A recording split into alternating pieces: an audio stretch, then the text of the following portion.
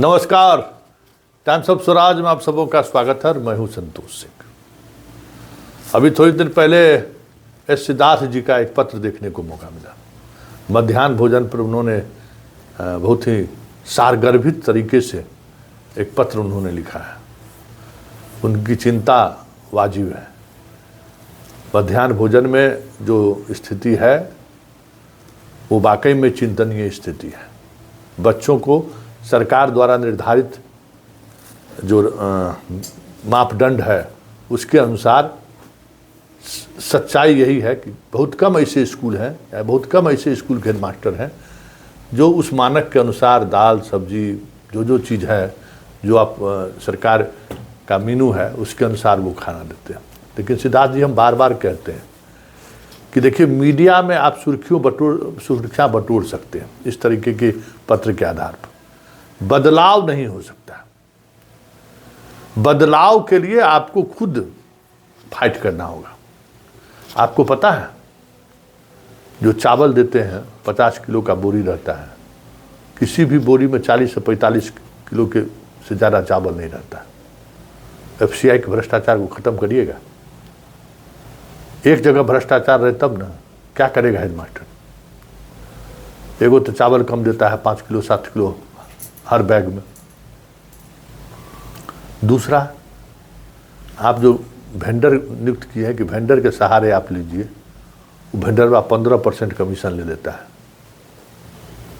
मतलब अब बताइए कि हल्दी तेल मसाला इस सब के सामग्री की खरीदारी में दाल सब्जी इस अंडा फल इस सब के खरीदारी में अगर 15% कोई कमीशन ले ले, एक तो इससे ही आपका जो निर्धारित दर है उससे ज़्यादा बाज़ार में कीमत है।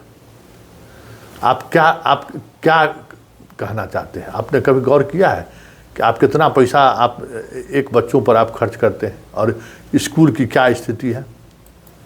अब ज़रा इसको गौर करिएगा तब तो आपको समझ में आएगा ना। आप बताइए कि आप 1 से 5 तक के बच्चों को आप देते हैं 6 रुपया 19 पैसा। चावले में सिर्फ आप देते हैं, बाकी चीज़ सब खरीदना है। और 6 to 8 वाले को आप देते हैं 9 रुपया 29 पैसा। ठीक है, अभी जनवरी से बढ़ाए हैं। महीने महीने आप पैसा देते हैं। अभी 4 महीना हो गया है मध्याह्न भोजन का पेमेंट हुए हुए। अब बताइए वो हेड मास्टर कहाँ से पेमेंट करेगा, कैसे पेमेंट करेगा? वो अपना साख पर ही ना मान लीजिए उसको दिया होगा। और उसके बाद आपका जो DPM स्थापना है वो हर स्कूल से 1000-2000 रुपया कमीशन लेता है, चाहे वो कितनों ईमानदारी से काम करे तब भी लेना ही लेना है। LPG कनेक्शन जो आपको कमर्शियल है वो 2000 के करीब सिलेंडर में उसको लगता है। लेकिन सबसे बड़ी बात यह है कि जिस स्कूल में आप जिस तरीके से टोला टोला में स्कूल खोल दिए हैं, अगर 100 बच्चा नहीं है तो हेडमास्टर को अपने घर से पैसा लगाना पड़ेगा तब मध्याह्न भोजन का खाना खिला सकता है। आप जरा कैलकुलेट कर लीजिए, जाकर देख लीजिए, संभव ही नहीं है। 100 से अधिक बच्चा होगा तब जो खर्च है वो मेंटेन हो सकता है। और आप पता है, आप जाकर देख लीजिए कि कितने बच्चे आपके इनरोल हैं 1 to 5 के स्कूल में। जहाँ 1 to 8 है वहाँ है बच्चे हैं तो संख्या भी है। लेकिन 1 to 5 आपका बहुत सारा स्कूल 1 to 5 है, हज़ारों स्कूल 1 to 5 है। वहाँ बच्चों की संख्या देख लीजिए है। और उसके बाद इस बार पत्राचार में जो आप जो कॉलम बनाए हैं उसमें हर शिक्षक का जो दस्तखत का प्रावधान किए हैं तो आप मारे न कराइएगा। हाँ, ये तो आपका हो गया। वो हम लोग पढ़ते थे बंदर वाला कहानी, 2 बिल्ली लड़ रहा था, बंदरवा के पास पहुंच गया रोटी लेकर पंचायती करने। और उसके बाद तोड़ के खाते खाते खाते खाते कहा कि बराबर नहीं हो रहा। अंततः सारा रोटी खा गया, दोनों बिल्ली मुंह लटकाए हुए चली गई। तो जब शिक्षक को जिम्मेवारी दे रहे हैं कि आप उनका दस्तखत होना ज़रूरी है तब तो मार ही होगा। शिक्षक को क्या मतलब है?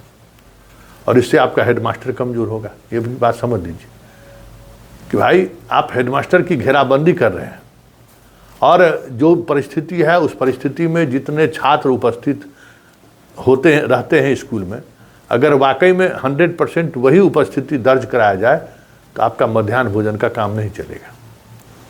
आपका मध्याह्न भोजन नहीं चलेगा स्कूल में, क्योंकि अधिकांश स्कूलों में 100 से अधिक बच्चे आपके स्कूल नहीं आ रहे हैं। हम प्राथमिक की बात कर रहे हैं, 1 to 8 की बात नहीं कर रहे हैं।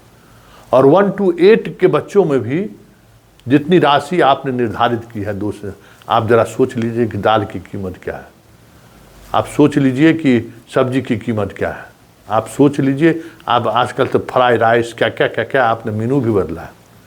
जरा उस मेनू का को कभी आप बनवा कर देखिए कि कितना खर्च पड़ता है। एक दिन सिद्धार्थ जी आप किसी स्कूल में चले जाइए और उस स्कूल में मध्याह्न भोजन को लेकर जो प्रक्रियाएं आप लोगों ने निर्धारित की है, उस प्रक्रिया के तहत बच्चों को भोजन देना, मतलब निर्धारित प्रक्रिया मतलब क्या, जो जो चीज़ आपको देना है पूरा स्कूल, आप ये सच्चाई जान लीजिए, मध्याह्न भोजन जो है पूरे स्कूल को लगाए रखता है वो भोजन बनवाने में। हेडमास्टरे नहीं रहता है, 2 4 5 गो शिक्षकों उसमें लगे रहते हैं, तब जाकर कार्य होता है। एक भी वेंडर आपका स्कूल पे सामान नहीं पहुंचाता, बस खाली कमीशन खाता है, सिर्फ कमीशन खाता है। तो या तो भरोसा कीजिए 110% अपने इंस्टीट्यूशन पर, हेडमास्टर पर भरोसा कीजिए, उसको पैसा दीजिए, अपना खरीद के लाएगा। वो जो 15% उसको कमीशन देना पड़ता है, कम से कम उस कमीशन से तो उसकी मुक्ति मिल जाएगी। और आप बताइए ना कि कहाँ पर आप अंडा कहते हैं खरीदने के लिए, किस जगह कौन दुकान में उसको अंडा मिलेगा जो राशि आप निर्धारित की है? तो अंडा चोरी करें ना, नहीं का अंडा दीजिएगा तो 100 ग्राम फल दीजिए। अभी फल में जो कहते हैं सेब देने के लिए, तो 100 ग्राम सेब का कीमत कितना होगा जरा सोच लीजिए। सबसे सरल का भी बाजार समिति से ले जाएगा ना तो वो भी पड़ेगा 9 रुपया 10 रुपया 100 ग्राम का। एगो सेब अगर दे दिया तो वो भी 100 ग्राम से ज़्यादा होगा।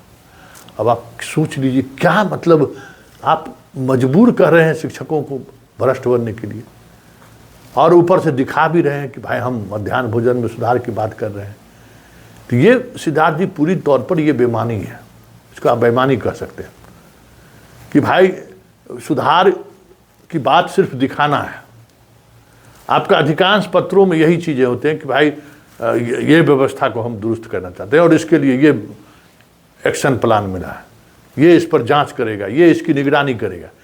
देखिए जितना लोग निगरानी करेगा ना उतना भ्रष्टाचार बढ़ेगा, ये बात आप सोच लीजिए। निगरानी की जिम्मेवारी जितनी भी बढ़ेगी उतना भ्रष्टाचार बढ़ेगा। आप इस बात को समझ जाइए, सब अपना अपना कमीशन फिक्स कर देगा। ऐसे में या तो स्कूल के सिस्टम से पूरी तौर पर बाहर कर दीजिए। अब तो जीविका दीदी वाला हो गया ना, यही कहिए ना हर गांव के जीविका दीदी को काम दे दीजिए, एक बार निर्णय ले लीजिए। बर्तन खरीदने से लेकर सब चीज़ उस गांव के जीविका दीदी को दे दीजिए। अरे जीविका दीदी को भाई अपना घर का भोजन बनाती है ना, एगो बनाने वाली आप रसोईया को बहाल किए हुए ना, सब उसके हवाले कर दीजिए, अपना बना के लाए और बच्चों को खिलाए। तो ये व्यवस्था तो हो सकता है, एक निर्णय में आप एक झटके में पूरे स्कूल के मध्याह्न भोजन की व्यवस्था को बदल सकते हैं। लेकिन समस्या है जीविका दीदी अगर इसमें आ गई तो जो भ्रष्टाचार का जो सिस्टम है उस सिस्टम में समस्या होगा, क्योंकि मुख्यमंत्री जीविका दीदी पर बहुत खास नज़र रखते हैं।